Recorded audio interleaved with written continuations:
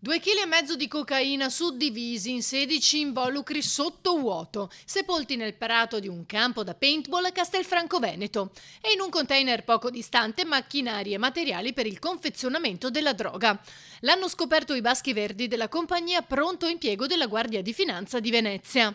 Ci hanno, scritto in forma anonima e ci hanno suggerito, che ci poteva essere un'attività illecita che veniva perpetrata in quella zona e siamo andati con i cinofili a controllare, appunto. L'area è gestita da un'associazione. È un'associazione sportiva dove si pratica paintball, quindi venivano visti dei movimenti strani e ci hanno scritto e noi siamo andati a controllare.